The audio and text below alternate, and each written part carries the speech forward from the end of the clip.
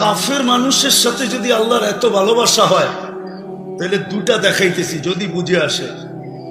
ইব্রাহিম আলাইহিস সালাম মেহমান ছাড়া খাইতেন না,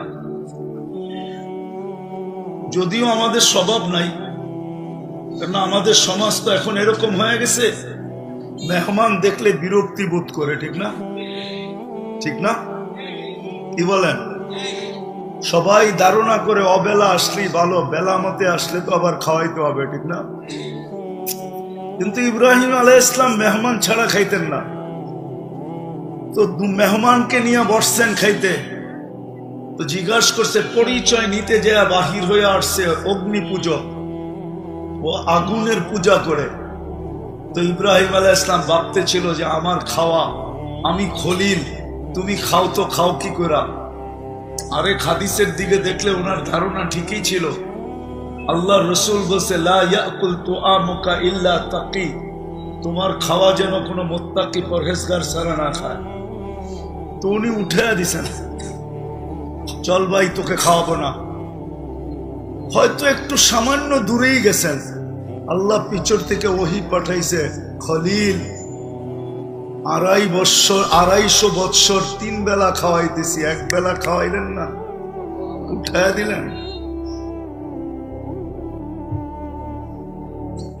অথচ একজন অগ্নি পূজকের সাথে আল্লাহর ভালোবাসা যদি এতটুকু হয়, তা আপনার আমার সাথে আল্লাহর ভালোবাসা কতটুকু? কি মাপতে পারছেন? মাপতে মনে হয় মাপতে পারেন নাই। ফিতা তো থাকতে হবে, মিটার তো থাকতে হবে, মেশিন তো থাকতে হবে, তাইলে না আপনি ওয়েট করতে পারবেন যে কতটুকু ভালোবাসা আমাদের সাথে। তো বলছে খলিল 2.5 বছর 3 বেলা খাওয়াই, 1 বেলা খাওয়াইলেন না, উঠাইয়া দিলেন। শুনতে দেরি, ইব্রাহিম আলাইহিস সালাম পিছে দৌড়াইতে দেরি করে নাই, যা বলছে চল ভাই আমার খানা খাইতে। বলছে শোনো, আমি এত বড় নির্লজ্জ না যে তুমি উঠাইয়া দিছো, আত্মমর্যাদাহীন না যে তুমি উঠাইয়া দিছো আবার তোমার প্লেটে যাব। তুমি ভাবছো কি? বলছে আরেকটা কথা শোনো, এটা তো 1 নম্বর, 2 নম্বর শোনো, আমিও জানি তুমি আমার পিছে ভাগার ব্যক্তি না, তুমিও যে আমার পিছে ভাইগা আসবে এই ব্যক্তি তুমি না। বলো মধ্যখানে ঘটছে কি এটা বলো।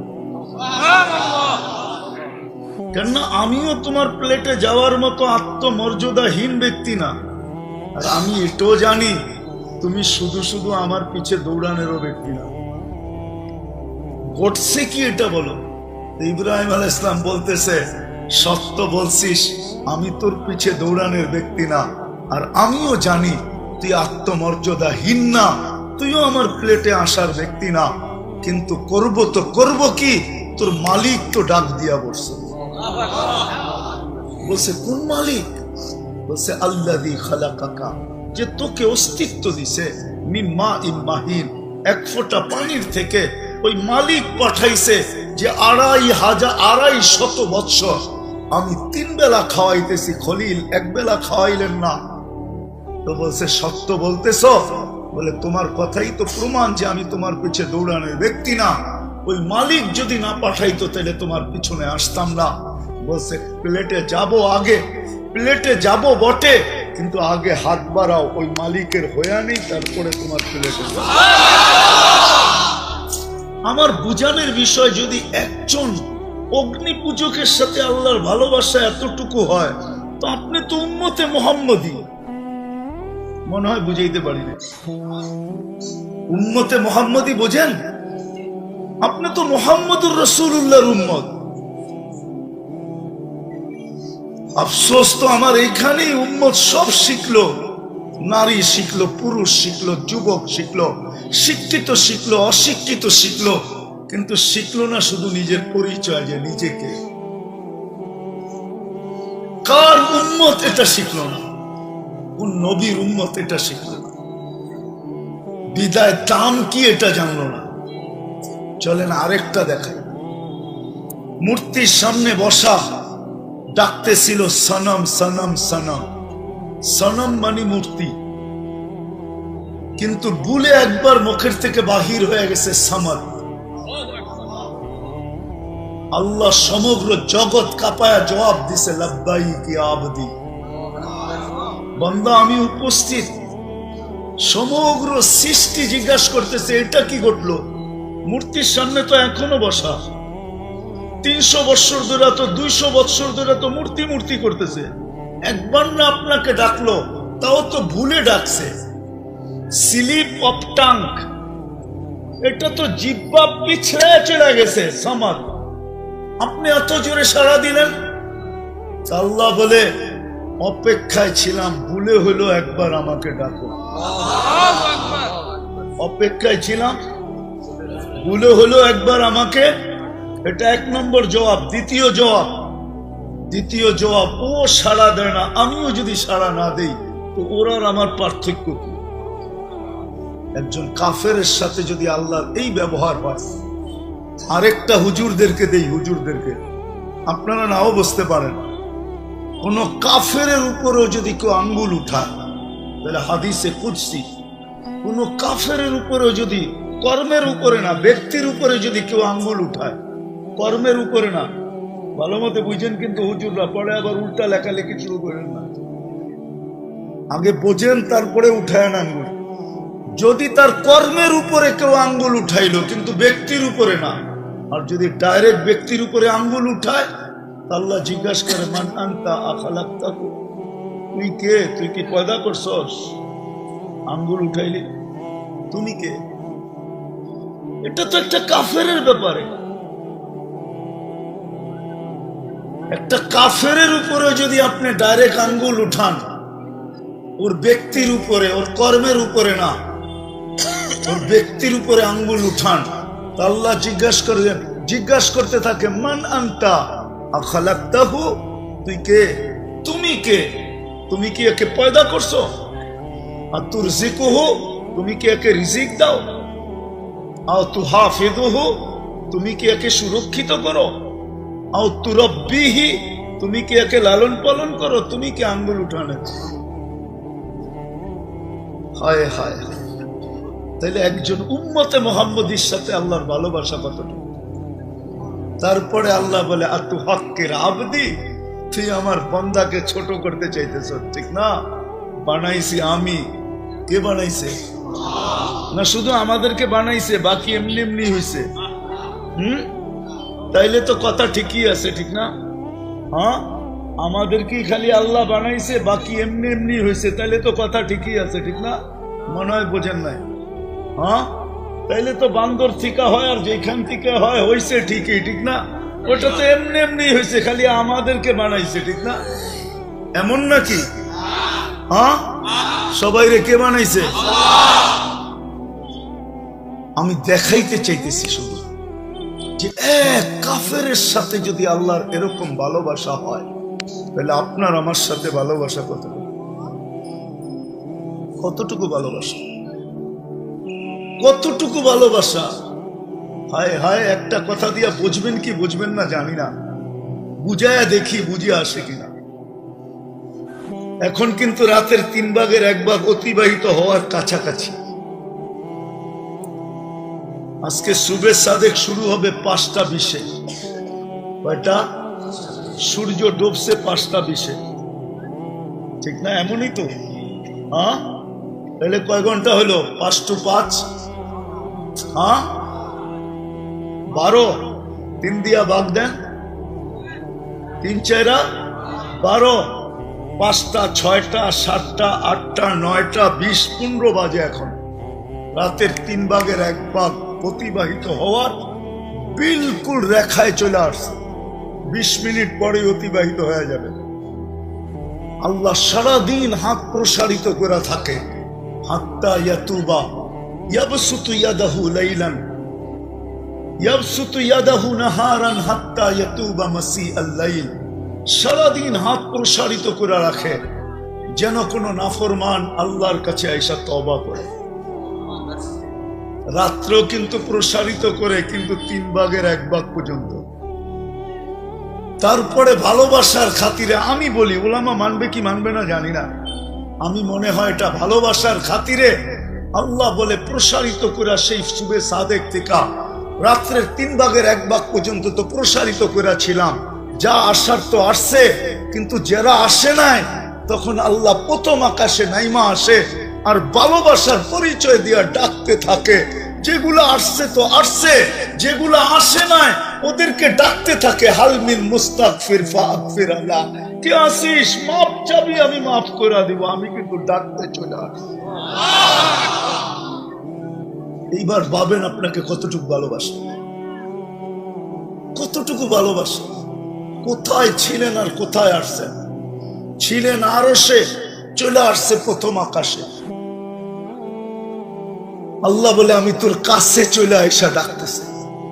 আসল কথায় চলে আসি যদি এতটুকু বুঝে আইসা থাকে যে উম্মতের সাথে আপনার এত ভালোবাসা, এত প্রেম, এত প্রীতি, এত মোহব্বত, এত ভালোবাসা। আর শব্দ পাইতেছি না, সবগুলা ফিট করলে মনে হয় কম হবে। এই উম্মতকে আল্লাহ এত ভালোবাসে। আজকে ওই উম্মত পেরেশান কেন? উম্মত নির্যাতিত কেন? কেউ হাত উঠায় বলুক, যুবক বলুক যে যৌবন নিয়ে সুখী, ও তো যৌবন নিয়ে পেরেশান। যুবতী বলুক যে আমি যুবতী বলুক আমি যৌবন নিয়ে সুখী। নারী বলুক যে আমি স্বামী নিয়ে সুখী। স্বামী বলুক আমি স্ত্রী নিয়ে সুখী। মা বাবা বলুক না আমি সন্তান নিয়ে সুখী। সন্তান বলুক না আমি মা বাবা নিয়ে সুখী। এই বাজারের দোকানদার বলুক না আমি দোকান নিয়ে সুখী। ব্যবসায়ী বলুক না আমি ব্যবসা নিয়ে সুখী। সমাজের এক স্তরের একটা লোক নিয়ে আসেন যে কোরআনে হাত রাইখা বলবে আই এম হ্যাপি, আমি সুখী। কেউ তো সুখী না। সুখী তো শুধু কেক। কেক বোঝেন? কেকে লেখা থাকে হ্যাপি, এই জন্যই তো ওটাকে কাটে, জিদে কাটে। সুখ তো আমার দরকার ছিল, তোর কি দরকার ছিল? সুখ তো তোর গায়ে লেখা, তোরে রাইখা কর্মু তো কর্মু কি? এই জন্য বাড়ি নিয়ে ছুটি, বাড়িতে নিয়ে ছুটি নিয়ে ছুরি দিয়া কাইটা কাইটা কাইটা টুকরা টুকরা করে ফেলে। এই জন্য কাটে যে সুখ তো আমার দরকার, তোর তো দরকার নাই। আমি তো সুখী না, তুই সুখী হয়ে করবিটা কি? ল বাড়িতে দেখি তোরে সাইজ করি নিয়া, তারপরে টুকরা টুকরা টুকরা টুকরা করতে থাকে। হ্যাঁ, সুখী তো কেকের গায়ে লেখা, আপনার গায়ে তো না। কেন সুখী না? অথচ যে উম্মত এত প্রিয়। আরেকটু দেখাই, আরেকটু আরেকটু। এটা শুধু হুজুররা বলবে সাহাবাদের জন্য না, এটা উম্মতের ভালোবাসা। জানি না বুঝবেন কিনা, হুজুররা বুঝবে। বায়াতে রেজওয়ান যখন হইতেছিল, গাছের নিচে যখন আল্লাহ রসুল বায়াত নিতেছিলেন, উমরার জন্য যখন বাহির হয়েছেন, কাফেররা বলছে না আপনি এই বছর উমরা করতে পারবেন না। তো ওদেরকে রাজি করানোর জন্য আল্লাহ রসুল ওসমান রাদিয়াল্লাহু তাআলা আনহুকে পাঠাইছিলেন যে ওসমান, এত দূর চলে আসছি, একবারে মক্কার নাকের ডগায় সবাইকে নিয়ে একটু বুঝাও না এদেরকে যায় যে আমরা উমরা করব আর সাথে সাথে মক্কা ছেড়ে বাহির হয়ে চলে যাব। কেননা ওরা ভয় পাইতেছিল যে উমরা করব আবার কইরেই আবার বয়া পড়ে কিনা, আবার বয়া আমাগরে ধাক্কা দিয়া বাড়ি করে দেয় কিনা। তো উসমান রাদিয়াল্লাহু তাআলা আনহু যখন গেছেন, শয়তান তার কাজ চালায়া দিছে। আয়েশা এদিক দিয়া প্রসিদ্ধ করে দিছে যে ওসমানকে পায়া শহীদ করে ফেলছে। এরকমই তো কাহিনী, শহীদ করে ফেলছে। এখন সাহাবাদের পায়ের রক্ত মাথায়, উমরাও করতে পারলাম না, ওসমান শহীদ, খালি হাতে ফিরা যাব কখনো সম্ভব না। কি করবে? ওসমানের রক্তের বদলা নিয়ে যাব। হয়তো বদলা নিব, না হয় জান দিব। তা আল্লাহ রসুল বলছে জোশে বললে হবে না, হুশে বলো, বায়াত করো আমার হাতে। তখন সবাই মৌতের উপরে বায়াত করতেছে, অথচ আল্লাহ চুপ, জিবরিল পাশে। জিবরিল আলাইহিস সালাম তো আল্লাহ রসুল থেকে দূরে থাকতেন না, আর থাকার প্রশ্নও ছিল না। যেদিন আল্লাহ রসুল জন্ম নেয়, ওই দিন মিকাইল আলাইহিস সালামকে আল্লাহ পাহারাদার হিসাবে নিযুক্ত করেন। যেদিন আল্লাহ রসুলের প্রাপ্ত বয়স্ক হন, ওদিন জিবরিল আলাইহিস সালামকে আল্লাহ অ্যাড করেন। এই দুইজন ছিলেন আল্লাহ রসুলের বডিগার্ড। এই জন্যই তো আল্লাহ জোর দিয়া বলতেছেন যখন মদিনা চলে গেছেন হিজরত কইরা, তো মুহাজির আনসার সিদ্ধান্ত নিছে ইহুদিরা বড় নাকের ডগায়, ওরা আজ থেকে না, ওরা আদি যুগ থেকেই 2 নম্বর, 1 নম্বর কখনো ছিল না। ওরা 2 নম্বর আদি যুগ থেকেই। কি 2 নম্বর বুঝেন? হ্যাঁ, আরবিতে একটা প্রবাদ বাক্য আছে, আশারুল উকুল উকুল আল ইহুদি, সবচেয়ে বড় শর, যত খারাপ বুদ্ধি আছে দুনিয়ার ভিতরে ওটা ওইখান থেকে বাহির হয়ে আইছে। ওটার মেইন চশমা হইলো, ঝর্ণা হইলো ইহুদিদের মাথার থেকে। ইহুদিদের মাথার থেকে। ওই ইহুদিরা বিলকুল কাছে ছিল, বনু নজির আর কুরাইজা, দুটেই দল ছিল। তো মুহাজির আনসার মিলা পরামর্শ করছে যে একদিন আমরা পাহারা দিব, একদিন তোমরা দিবে। হ্যাঁ, দিছিলেন 2-3 দিন পাহারা। ভালোবাসা কতটুকু আপনার সাথে মনে হয় বুঝাইতে পারি না, কতটুকু ভালোবাসা। কিন্তু আজকে আমরা পেরেশান কেন? আজকে আমরা নির্যাতিত কেন? আরেকটা দেখাই যদি বুঝে আসে, নারী হই আর পুরুষ হই, যারাই আমরা নামাজ পড়ি, 2 বেলা পড়ি আর 1 বেলা পড়ি, 3 বেলা পড়ি আর 4 বেলা পড়ি, 5 বেলা পড়ি আর শুধু জুমা পড়ি, আর না হইলে শুধু ঈদের নামাজই পড়ি, তখনও ইমাম কিন্তু আল্লাহর কাছে একটা আবেদন করে, গায়রিল মাগদুবি আলাইহিম ওয়ালাদ-দাল্লিন, আল্লাহ ইহুদি নাসারার হাতে থেকে আমাদেরকে বাঁচান। হয়তো কোনো হুজুরে আমার তর্জমার সাথে একমত পোষণ নাও করতে পারে যে তর্জমা তো এটা না, কিন্তু আসলে কথা এটাই, ইহুদি নাসারার তরিকার থেকে বাঁচান মানে কি ওর হাত থেকেও বাঁচান, ঠিক না? আদর্শ থেকে আমাদেরকে বাঁচান, তো ওর হাত থেকে আমাদেরকে বাঁচান। কিন্তু ডেলি 32 বার যারা 5 ওয়াক্ত পড়ে, ওরা 32 বার বলে। কত? কেননা 5 ওয়াক্ত নামাজ যারা পড়ে তারা ডেলি কমসে কম 32 রাকাত পড়ে। 12 রাকাত সুন্নতে মুআক্কাদা, 3 রাকাত বেতের, কত হলো? 15, 17 রাকাত ফরজ, কত হলো? 32 রাকাত। আপনি তো ডেলি আবেদন করেন ইমামের মাধ্যমে, আপনারা পড়েন আর না পড়েন, বাংলাদেশের 3 লক্ষ মসজিদের ইমামরা তো পড়ে, এরাও খেতার ভিতরে থাইকা ফজরের নামাজ পড়ায়। হ্যাঁ, এরা তো পড়ে, ঠিক না? না পড়ে না? কিন্তু আজকে আমরা নির্যাতিত কার হাতে? ইহুদিদের হাতে। এত ভালোবাসার পাত্র, এত ঘৃণার পাত্র হইলো তো হইলো কেন? আমি তো ভালোবাসার সাইড দেখাইলাম, এখন তো ঘৃণার সাইডটাও দেখাইতেছি, যে এত ভালোবাসার পাত্র সে আবার ঘৃণা, এরকম ঘৃণার পাত্র হইলো তো হইলো কি কইরা? যাকে আল্লাহ বলে দুশ্মন, গায়রিল মাগদুব দাল্লিন, মাগদুবি দাল্লিন, এটা তো আল্লাহই শিখাইছে আমাদেরকে, না আমরা শিখছি? হ্যাঁ, তাহলে বুঝা গেল আর আল্লাহর দুশ্মন, ঠিক না? আমরা ভালোবাসার পাত্র, আমাদেরকে ওদের হাতে নির্যাতিত করে তো করে কেন? মনে হয় বুঝাইতে পারি না। ওদের হাতে আমাদেরকে মার খাওয়ায় তো খাওয়ায় কেন? এত রাগ কেন হইলেন? এটাই আমি বুঝাইতে চাইতেছি, কেন হইলেন এত রাগ? এত ভালোবাসা দেখায়া, হ্যাঁ, বাংলার প্রবাদ বাক্যগুলা ভুলে গেছি, যদি মনে থাকতো তাইলে হয়তো আপনাদের বুঝতে আরো সহজ হতো। এত ভালোবাসা দেখানোর পরে আবার এরকম নারাজ হইলেন তো হইলেন কিভাবে? কেন হইলেন যে আজকে দুশ্মনের হাতে আমাদেরকে মার খাওয়ায়? যারা শুধু আমাদের দুশ্মন না, আল্লাহরও দুশ্মন, আল্লাহরও দুশ্মন, ওদের হাতে আমাদেরকে মার খাওয়াইতেছে। ফিলিস্তিনে কার হাতে মার খাইতেছে? হ্যাঁ, ফিলিস্তিন মার খায়, আমরা তো খাই না, ঠিক না? হ্যাঁ হ্যাঁ, না আমরাও খাইতেছি। শুধু ফিলিস্তিন না, সারা দুনিয়ার মুসলমান মার খাইতেছে। সারা দুনিয়ার মুসলমান একটা শরীরের মতো। আপনাকে একটা জিনিস বুঝাইতে চাই, ছোটবেলা একটা ছন্দ শিখছিলাম, ছন্দ, আবার অন্যভাবে নিয়েন না, ঠিক না? বুঝানোর জন্য বলতেছি, ছোটবেলা ছন্দ থাকে না, ছন্দ না, এটাকে কি বলে বাঙ্গায় দিতে হয় পরে আর কি, কি দাদা দাদা দাদা। তো ছোটবেলা দাদা শিখছিলাম, বাগানে একটা শব্দ হলো, শুনলো দুইজনে, ওই দুইজনে গেল না, গেল অন্য দুইজনে, ওই দুইজনে দেখলো না, দেখলো অন্য দুইজনে, ওই দুইজনে নিল না, নিল অন্য দুইজনে, ওই দুইজনে খাইলো না, খাইলো অন্য একজনে। এটা হলো দাদা। কেননা শব্দ হয়েছে, দুই কানে শুনছে, সে তো আর যায় নাই, গেছে না দুই পায়ে, ঠিক না? দুই পায়ে কি দেখছে নাকি? দেখছে দুই চোখে, ঠিক না?